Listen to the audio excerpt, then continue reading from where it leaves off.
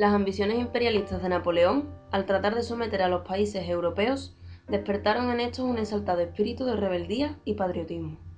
Por ello, los europeos, tras las fatalidades de la guerra, gustaron de buscar en el pasado el paralelo a las heroicidades que por entonces se prodigaron.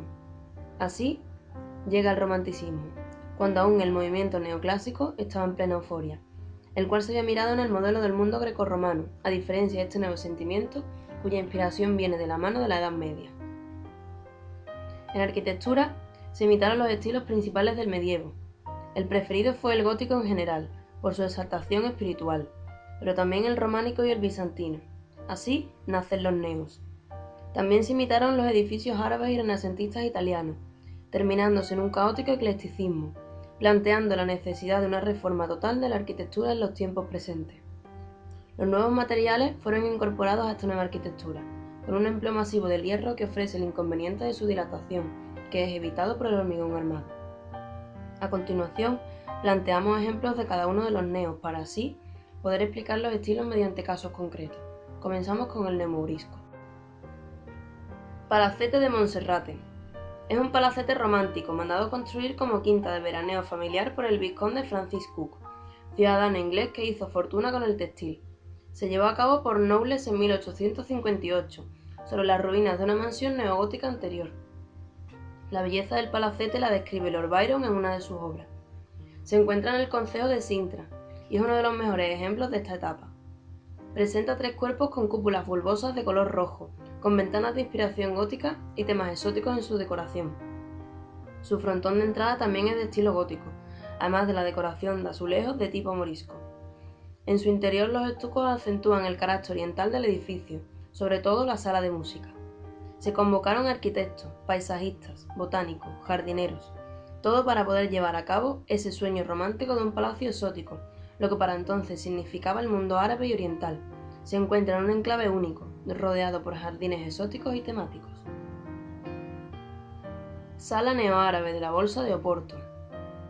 Es un edificio neoclásico, que se empezó a construir en 1842 por Costa Lima, como sede de la Asociación de la Bolsa de Oporto y se encuentra en una zona contemplada como Patrimonio de la Humanidad.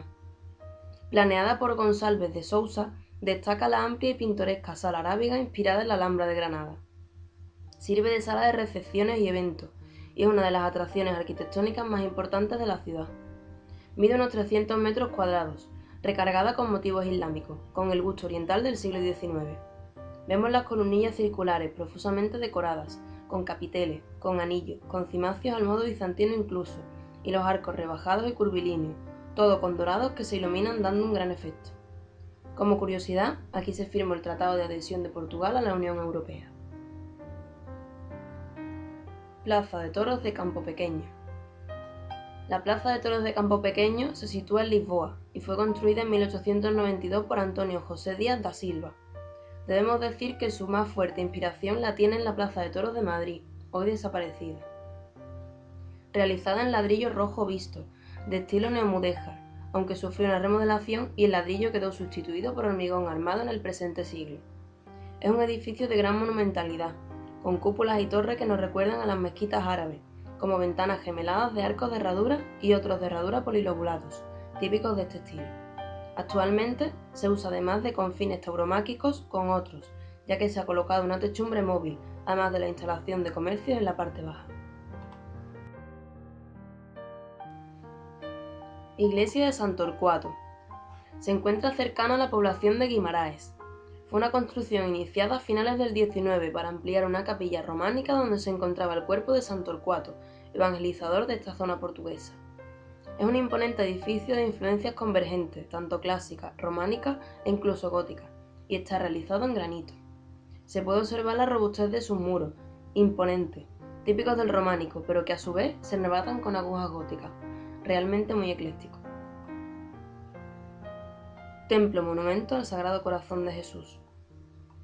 Este templo es uno de los principales centros de peregrinación de Portugal. Realmente lo encuadramos en el neorrománico por su mayor adhesión al estilo, pero goza también de elementos de diversos estilos como el neobizantino. Se conoce también como Basílica de Santa Lucía y se construyó en la primera mitad del siglo XX por Miguel Nogueira y Ventura Terra.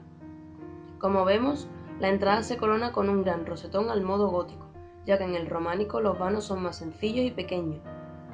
El uso del arco de medio punto lo encuadra en el estilo que nos ocupa, junto con la robustez de sus muros y contrafuertes. Toda una mole que se alza ante los ojos de quien la visita. Capilla Nuestra Señora de la Salete. Cita en el parque del mismo nombre. Fue construida a finales del XIX y principios del XX por Antonio Correia da Silva, en colaboración con escultores y vidrieros como Ricardo Leona.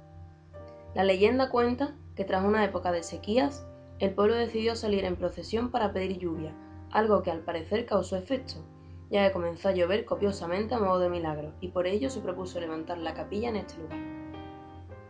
El espacio quedó pequeño y se decidió ampliar, quedando en un renacimiento gótico con enormes vitrales y rosetones. Se conserva en ella un dedo ensangrentado del ladrón que un día robó el anillo de la Virgen, junto con el mismísimo dedo, y al ser capturado por el vigilante de la capilla, el cual pegó un tiro al muchacho, dio la casualidad de que el tiro cortó a ras el dedo en el que llevaba el anillo que había robado a la Virgen.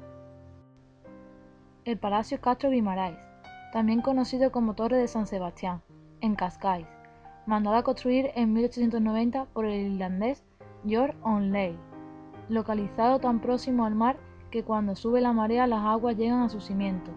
Un estilo romántico, con toques medievales, como en su torre. Arquitectura bastante empleada en esta zona de Portugal. Destacamos también el precioso jardín, con un lago con azulejos portugueses en sus paredes, actualmente restaurado y fundado como museo desde 1927. La antigua cárcel de la ciudad de Sintra fue encargada por la autoridad local al arquitecto Adair Bermúdez en 1905, edificio característico de Sintra que refleja la transición al siglo XX, cumpliendo con todos los requisitos de una prisión y quedando integrado al espíritu romántico de la ciudad. No será hasta 1913 cuando empieza a recibir a los primeros prisioneros. Una planta hexagonal, cuyo espacio central estaba destinado al trabajo diario de los presos, en torno al cual están escritos 10 celdas individuales equipadas con aseos y duchas en los ángulos, con una clara separación de sexos, hombres en la planta baja y mujeres en la planta alta, una planimetría que ya se había usado en otras prisiones europeas como en Alemania. Bermúdez integró una gran fachada monumental donde concentra el lenguaje estético del edificio. Lleno de soluciones eclécticas, podemos ver cómo fue inspirado por imágenes idealizadas de los castillos medievales, con almenas, torres de vigilancia, bandas lombardas. El Palacio Palmera, con un paisaje único, conserva aún su grandeza arquitectónica, marcado por el neogótico inglés, situado en un pueblo que se convirtió en lugar de veraneo de la familia real y trajo consigo a toda la corte portuguesa. Data del 1871-1872, diseñado por el arquitecto inglés Thomas Henry White, para una familia de diplomáticos que conocían el gótico perpendicular inglés, el cual se utiliza aquí. Se conservan unos 16 dibujos de los proyectos. Podemos ver el interés por el paisaje en la gran cantidad de ventanas casi panorámicas, con una planta simétrica muy al gusto de los arquitectos británicos, con diferentes volúmenes y tejado puntiagudo. Una fachada con ausencia casi total de elementos decorativos. Iglesia parroquial de Reguengos de Montserrat. Arquitectura religiosa del neogótico, realizada por el arquitecto Antonio José Díaz da Silva y el constructor José María Ramos Ribeiros, con una planta de cruz latina reflejando el transepto y 3 capillas en la cabecera. Se combina el sentido horizontal del conjunto con la verticalidad de la torre fachada, una torre octogonal que se acompaña de 2 más pequeñas en su alzado posterior, con su misma sección. El ritmo queda marcado por los contrafuertes y los arbotantes de las paredes laterales, con gran cantidad de vanos, tanto apuntados como óculos, donde los marcos aparecen pintados de color gris, fingiéndose el granito, contrastando con el tono blanco del encalado. Palacio y Parque da Pena, el lugar más visitado de Sintra, es obra de don Fernando II de Portugal, en 1834, rey consorte y marido de la reina María II. Cuando vio las ruinas de un convento benedictino en lo alto de unas peñas graníticas que dominan Sintra, se enamoró del lugar y decidió comprarlo con su fortuna particular, para transformarlo en un lugar de descanso según los manuales románticos del siglo XIX. El resultado es un conjunto de estancias eclécticas, que mezclan desde una puerta copiada de la Alhambra a ventanas mandolinas, un nido de águilas cuya silueta domina todo el paisaje, como si de un castillo de cuentos de hadas se tratase. Las 85 hectáreas de bosque que las rodean fueron plantadas también en tiempo de don Fernando II, con especies autóctonas y exóticas. Hay senderos, lagos con cisnes, paseos a caballo y en calesa.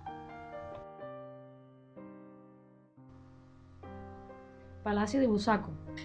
Con la prohibición en 1834 de las órdenes religiosas en Portugal, los carmelitas descalzos tuvieron que abandonar Busaco. El Estado se hizo cargo del bosque y plantó nuevas especies vegetales. Gran parte del convento fue derribado para construir un nuevo pabellón de casa para la familia real. El arquitecto que realizó la obra fue el italiano Luigi Manini, aunque también intervinieron otros arquitectos. De estilo neomanuelino, en su estructura exterior observamos la piedra caliza de Ansa, recuerda a la Torre de Belén, y muestra motivos del claustro del monasterio de los Jerónimos, así como arabescos del convento de Cristo de Tomar. El Real Gabinete Portugués de Lectura es una importante biblioteca y centro cultural de Río de Janeiro, en Brasil. Fue fundada en 1837 por un grupo de inmigrantes portugueses, refugiados políticos en la ciudad carioca. El exuberante edificio que actualmente sirve de sede fue construido en 1880 y 1887 en estilo neomanuelino, con piedra traída y ya trabajada de Portugal. Fue proyectado por el arquitecto luso Rafael da Silva e Castro y la fachada fue esculpida por Germano José Salle. En su interior destaca el salón de lectura, que se concibe en términos fastuosos y muy ornamentados en el mismo estilo. El edificio fue abierto al público en 1900. La biblioteca alberga más de 350.000 ejemplares, entre los que se encuentran obras de gran valor relativas a la cultura, en lengua portuguesa. Palacete de Regaleira, por iniciativa de un rico industrial del cacao, construido entre 1904 y 1910. Su arquitecto Luigi Manini, el mismo que firmó la autoría del Palacio Busaco, de estilo neomanolino, con unos jardines espléndidos labrados en piedra, conjunto arquitectónico de rara belleza, donde en esos jardines se localizan galerías laberínticas y cuevas subterráneas. Como vemos, con edificios tanto reutilizados como de nueva planta, Portugal renació de sus cenizas.